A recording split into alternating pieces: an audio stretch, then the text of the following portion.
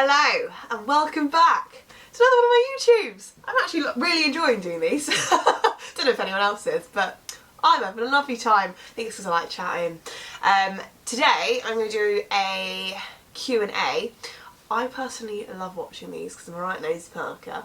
But I put some, like a question box on my Instagram. Some people put some questions in there and I've got lots of anonymous questions as well. Because I always think, actually, I did an anonymous one because I think it's actually quite nice being able to ask an open question when that person doesn't know who it is. So I've got some questions to work through. So let's just get stuck in. Okay, so kicking things off. Oh, not my phone. Okay, right. First question. My boyfriend works for an F1 team, so is far, far, far away often. We plan to have a baby, but wow, how are you doing it alone? You're amazing. Thank you. I mean, I think the biggest thing is I don't feel like I'm doing it alone. Like, I think if I was truly on my own the whole time, I probably would find it really bloody tough, to be honest. I mean, there's been some days where I have been on my own and I have found it quite a lot, to be honest with you. Like, quite overwhelmed, trying to juggle everything. I also went back to work this week, so it's trying to manage that as well. Overwhelm would be a key word, I feel, but I think I'm really lucky in the sense that my family have been a really amazing support, and so are my friends. Like, when I was here, not this week, just gone the week before, and Ben was away at work a bit, for more really long days before he actually went away. Like, I had, a friend that came over and she brought a lasagna over for dinner, like small things like that. One of my friends came over and just helped me do the washing one afternoon. Like, it's small things, but I think, like, if you've got a tribe of people around you that will offer you help, accept the help. I don't know if the person asking this is anything like me, but I personally find it really hard to accept help. And that's something that I've just had to deal with head on, because actually you need it. Like, I've just had to get okay with saying, can you help me do this? Can you help me just fold this washing quickly? Can you just hold Maya quickly just while I go and sort out, like, disinfecting all the bottles and things? And that's something that I would, like, it seems like small things, but I think that's something that I initially would have found really hard to actually say, can you help me do this? So I would say to whoever's asking this, accept the help. Like, even if it isn't that person, your spouse, your partner, like, accept help from family, accept help from friends. Like, you aren't alone. Like, it might not be with that person, but you won't be on your own, I promise you. And there'll be so many people that will love you and will want to help, and this is your time to lean on other people. That's what I'm learning anyway, although it's funny and comfortable. It's amazing, and I feel so lucky. Like, my mum has just been amazing. Ben's mum's been amazing. Like, just being there, like, even just being on the other end of the phone, knowing that you're not alone. And it's really exciting. They're in a space where you're thinking about having a baby as well. Excited for you. Okay, next. Is it not dangerous for the baby to lift weights when pregnant? Because I saw that you were doing that and I wasn't sure about it. I think it's really specific to the person, to be honest with you, and also it's a bit of like a it depends answer, I'm afraid, because, so using myself as an example, okay, I train, I lift weights, I have for 10 years of my life, and I've built up quite a lot of strength, and I've got a really good amount of experience. I've done a lot of work on technique. It's also my job. So I would say, in terms of like my understanding of it, I would say I'm probably in a lucky position because I've got a really good understanding of how to make those adaptations through pregnancy as well. And also, like, I think people will only see, like, when people would have seen me lifting weights on my Instagram, maybe they would have seen, okay, so for example, say I was back squatting like 50 kg up until pretty much 2 days before I gave birth, but actually that's 50% of what I was lifting. So actually I've regressed it really specifically to my pregnancy, and that's really important, that it's really specific to the individual. Like, in broad terms, lifting weights through pregnancy is not dangerous for your baby, but it depends what you're doing. Like, if you're like throwing yourself onto the ground, and if you're lifting in a really, like, with poor technique, and you're not supporting yourself, you're not controlled, that probably isn't very safe. But actually, there's really great ways where we can stay strong and we can stay fit and we can stay healthy through pregnancy. And that's kind of what I wanted to show people through my journey, is that it's absolutely possible. And I think for me specifically, it allowed me to feel really healthy through my pregnancy. I actually personally think it probably helped me a lot in terms of any kind of discomfort, because I was able to really support my back. I was able to keep myself feeling really strong, to support my pelvis changing position. I was able to keep myself feeling really fit, so that when I've had her, I'm still in a position where I can still, you know, lift the buggy out the car, like carry her. I feel like I'm going off on a bit of a tangent here, but I actually think this is really important to say. Like, you know, I think there's so much about, you know, being really safe and things, like, or like not lifting, and people say, don't lift that, you know, you're pregnant. And actually, like, when you've had a baby, you know, you're expected to then carry a baby, you're expected to then carry a car seat out, in and out of the car, you're expected to be able to fold a buggy and put that in the boot of the car. Like, how on earth are you meant to do that if you're not strong? Like, and of course, I know I was in a really, really lucky, fortunate position where I was able to do that. I know that actually that sometimes is not the case for a lot of women, and sometimes there's some real issues with pelvic girdle pain or any kind of back pain. You know, there's loads of different challenges that we can be faced with. So I know I was lucky in the sense that I was able to manage all those things, but actually if you're in a position where you can, and we can adapt through pregnancy to stay strong and controlled in those sorts of ways to support us postnatally, amazing. That's really, really cool. And actually I think that it's enabled me to be able to feel more confident doing those things once I've had her as well.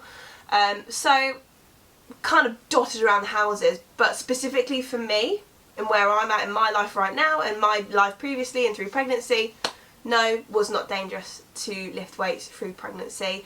And hopefully, you know, she's happy, she's healthy, she's come out great. So I mean, hopefully that's, you know, that's proof that actually we can really start to build some calmness around moving our bodies and staying fit and staying strong and staying happy and healthy and fit and all those awesome things through pregnancy, if we are able to, and provided that you've had the thumbs up from your healthcare professional as well. Next, okay, with a husband who is away frequently, do you plan on travelling with him as a family since you work remotely?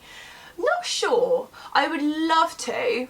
I think once maybe I've been away with her, that might give me more confidence, but it's like I love routine. Like, I really love routine. And I think for the moment, for now, at least while I'm understanding her and figuring out how to be a mum, you know, the best way that I can, I probably won't rock the boat too much for the first maybe half a year. I don't know, early days. She's literally like a month old at the minute.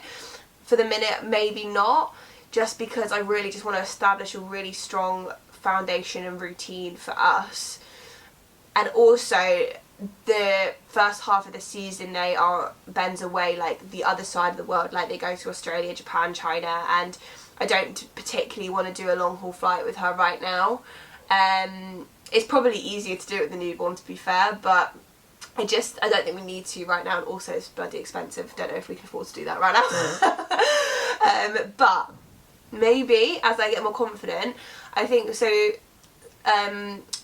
I think Ben is meant to be in Milan, I don't know, at some point in April maybe, and we were thinking I might go over for a few days with her in April maybe. It depends. Got her passport approved, so we could do that, but not 100% sure. We're going to see how she is more than anything.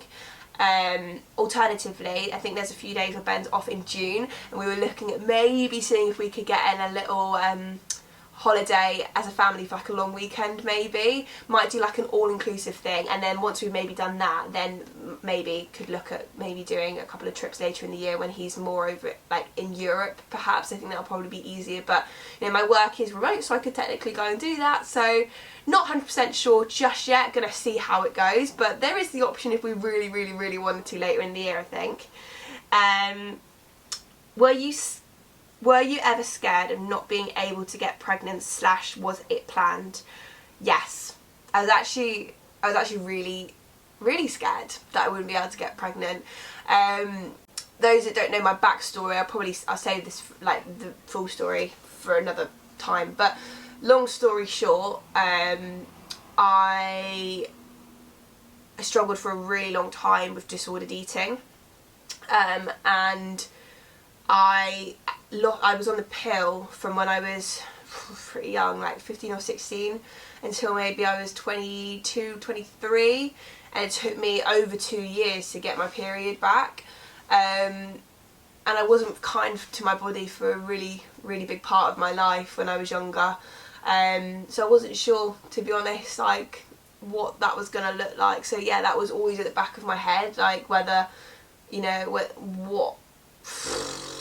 I don't know, I just was not sure. So when we found out we were pregnant, there was no better feeling. Like I almost didn't believe it. I don't think anyone really does. Like when they first find out they're pregnant, I don't think anyone really believes it until you like visually start seeing changes. I kept thinking, oh, no, I don't want to really 100% believe this just yet, because I don't want to let myself down. I don't want to upset myself. Well, of course you would anyway, but you know, I was like trying to protect myself the best I could because I just did not believe it. But yeah, I was scared. I was really, really scared that it wasn't going to happen for us, and it was all I'd ever wanted. But we were so lucky and so blessed that we did. She's here, and it was planned. We wanted to give ourselves the best chance, so I was tracking my cycles religiously. I had those like ovulation sticks, what they call the clear blue ones, where they do the little smiley face, that tells you when you're ovulating, so that we could obviously just give ourselves the best chance possible, really. So yeah, we were really, really, really lucky that it happened. So very, very blessed. What have you found the most rewarding and challenging things about postpartum/newborn life? Okay, so most rewarding, I would say this week she learned to smile. Oh, my heart, a little like gummy smile. Oh, wow, that was pretty special. And like, I think it's the small moments, like when Ben and I and Maya like sat in the bed in the morning with Disney songs playing, we're all singing together and just being silly, and like seeing Ben with her, like it's those really small special moments. They are just like magic. They literally just like fill my soul. Like there's nothing better, there's nothing more special than those moments to me. I just love it so much. And I think the most challenging part would probably be well, the sleep. 100% the sleep. This week's been really, really, really tough actually. She's I think she must have been going through a bit of like a developmental phase. She's 5 weeks today, and I've really noticed that she's started like following like with her eyes a lot more. I think she's starting to recognise my voice. She started smiling, so there's a lot going on in her brain at the minute, and it's meant that she's been cluster feeding a lot through the night. I think generally babies will often cluster feed more. Why was it? I did know this because I looked this up the other day. I think it's because, no, it's left my brain. I can't remember. Anyway, they cluster feed in the night.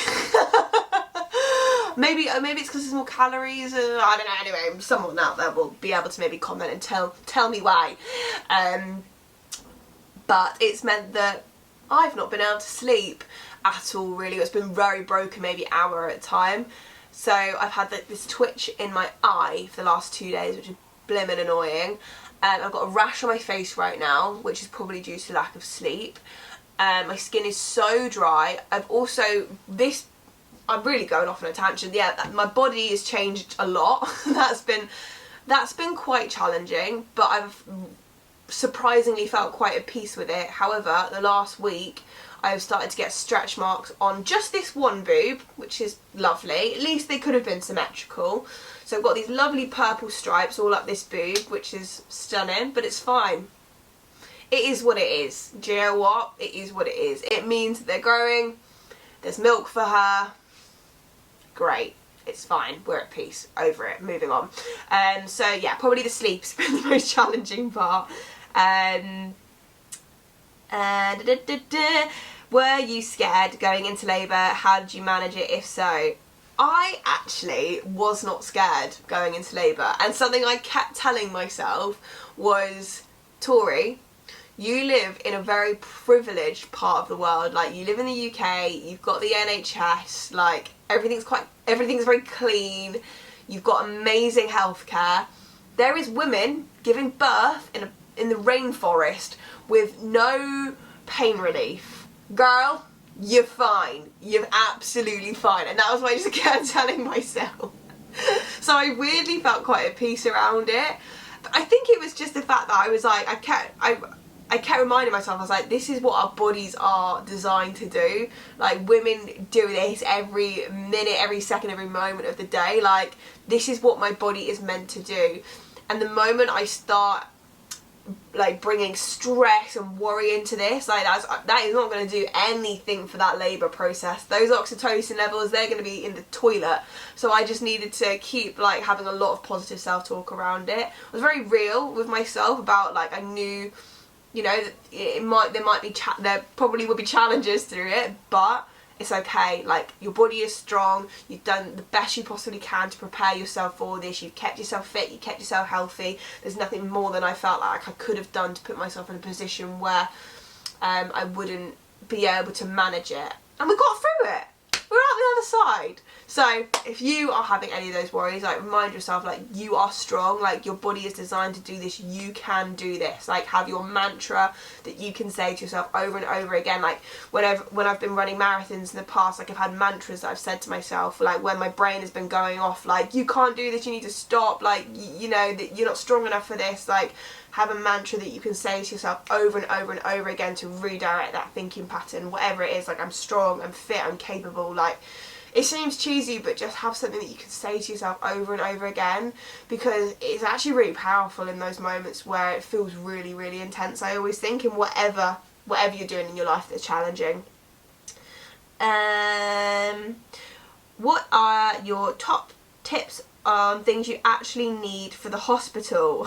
This is such a good question, because I felt like there was so many videos that I was watching that was like, things to pack in your hospital bag, and I was like, bloody hell, like, last minute ordering on Amazon, like, I need all these bits.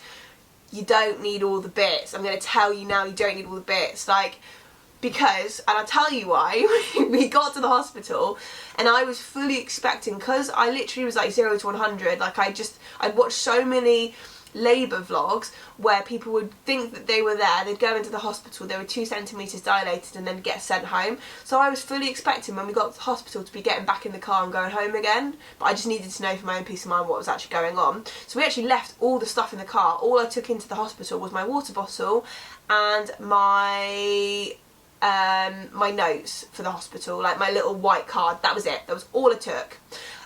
So we had nothing for the majority of the labour, and you don't need anything. You literally don't need anything, because I literally got in there, didn't know what to do with myself. I stripped off because I just didn't want anything on apart from my little sports top, and I was waddling around my bum out. They gave me a gown to put on to give me some dignity. Not that I gave a shit at that point. Yeah, and then when we did have her, we then had the stuff out of the car by that point, and none of it fit her really. I think there was one outfit that fitted her, so she had that, but then the hospital lent us an outfit for her to fit in because she was actually then sick and pooed all over the one that we did have. So the hospital gave us that. I also ran out of sanitary pads, so they gave me pads. They gave us nappies because I bought the wrong size. I bought 0 and there was no way that little chunky gal was getting a 0 nappies. She needed 1, so they gave us some size 1 nappies. So don't stress yourself out. Like, there's always things that would be really nice to have in a hospital bag, so maybe that's what I would say. I'll talk about some of the things that are nice to have, but don't stress yourself out. Like, don't feel like you need to panic buy all these bits. Things that I did find really helpful was having 2 pairs of pyjamas, because I got really sweaty and I stank. So 2 pairs of pyjamas that had buttons up the front, because then I was able to breastfeed really easily. Or I would say that actually it might be helpful to maybe have like a long shirt that you could button up just in case you have a cesarean, so that you obviously don't have like a waistband. I would say that's probably a really helpful thing to have. A peri bottle, I think that's the name. That was I was actually really glad I bought that. But you could equally just use a water bottle, which is basically when I was going for a wee, you squirt it as you're weeing so that it doesn't sting, because I ended up having to have quite a few stitches. That was great. And then what else is helpful to have? A big water bottle with a straw. Absolutely essential. Because you don't want to be unscrewing any tops. You need a bottle with a little straw in it. That is what you need, 100%. Everything else you can make do, honestly. That is literally, like, everything else you can literally make do. Next. How are you finding not being able to train at the moment? Right, 2 parts to this. Part A, I really miss training. I miss lifting weights. I miss being able to move my body. I miss being able to get my heart rate up. I really miss that feeling of just feeling fit. I don't feel very fit and I don't feel very strong right now, and I miss that. So yes, I massively miss that. However, I've actually got my 6 weeks postpartum appointment tomorrow. Woo! Which actually is, I think it's actually a bit early, but anyway, we'll go. I'm not doing any harm from going to the appointment and just seeing what they say. So I'll let you know how that goes. I'm really missing that, so I'm hoping later this week I can actually start. Maybe I'm going to start back lifting in my head. I'm going to start back just like lifting weights and kind of just walking still. Then I've got a mummy MOT slash like booked in with a women's health physio. This is a private appointment that I've booked to check my pelvic floor and to also check diastasis recti. I probably said that wrong, which is basically the ab separation, because I definitely had that when I was pregnant and I don't think it's fully come back together. Before I start doing like high exertion exercise like running and things like that, I just want to get everything checked over, because I am not willing to fluff this up for my future self. Not worth it in my opinion. Part B is I've actually found it really helpful mentally not being allowed to exercise, because I don't know when. At the moment I can't visually see when I would. Like, I've been able to make time, like 5-10 minutes the past week, to be able to do my core stability stuff, my breathing exercise, my pelvic floor exercises. That's felt possible.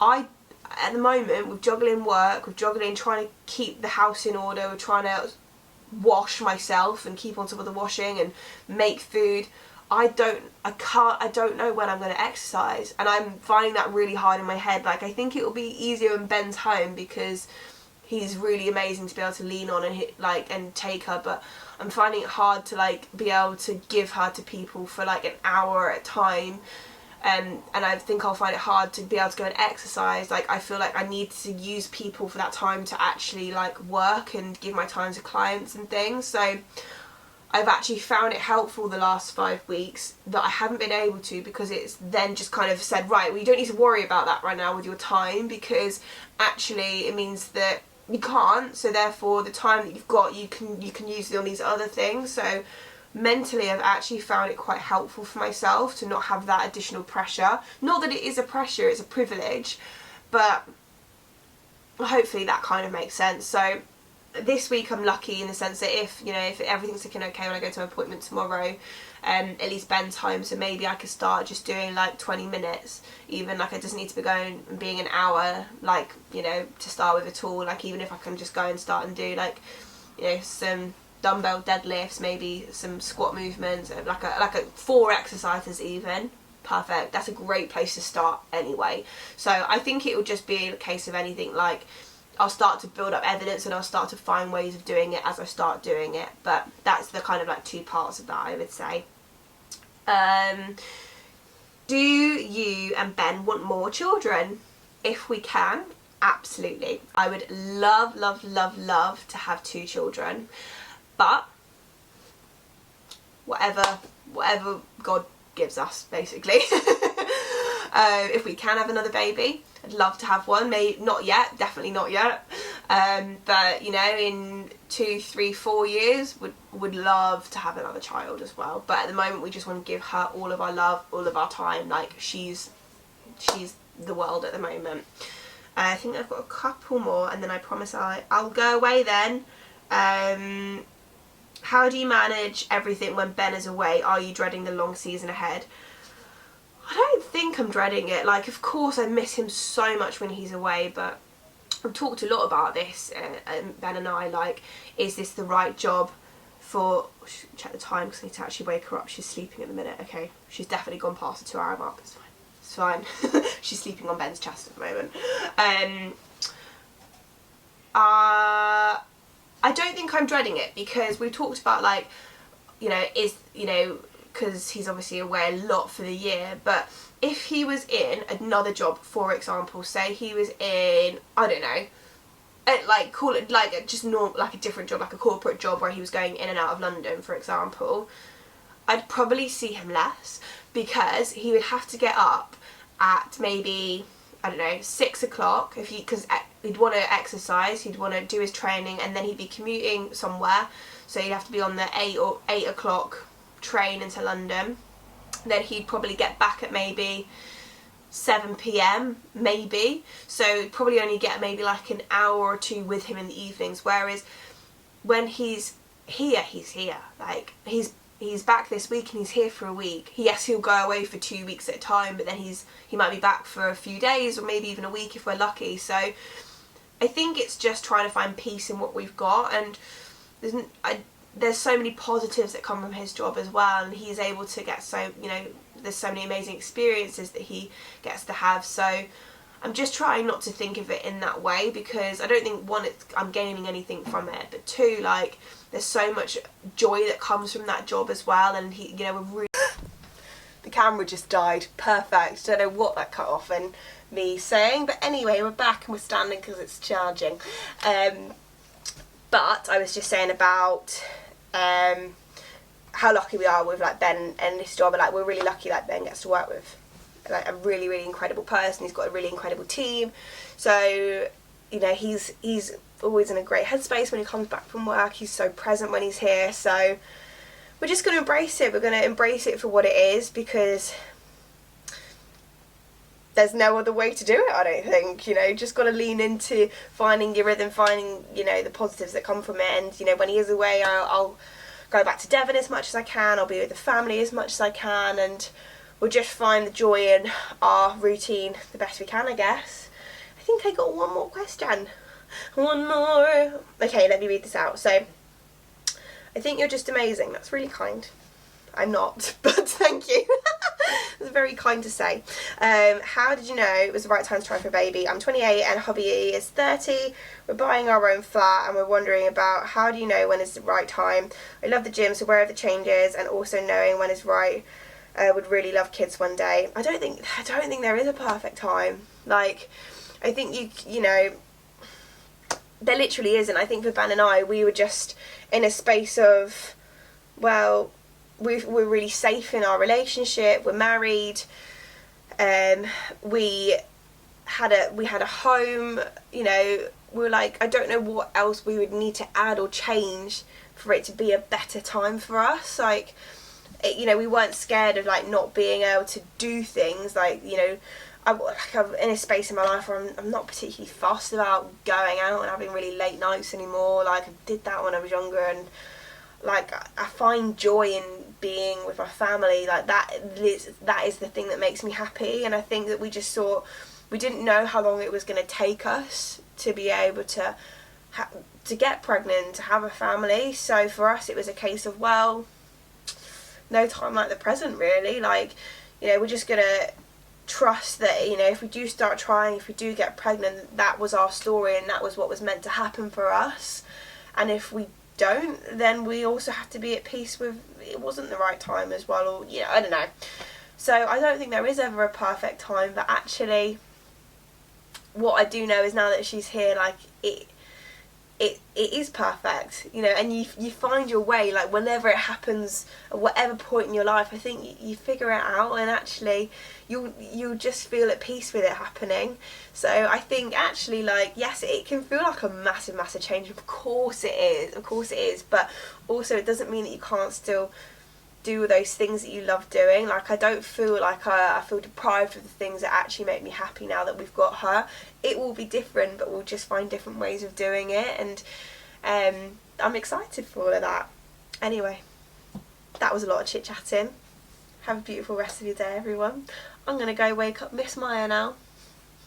Bye.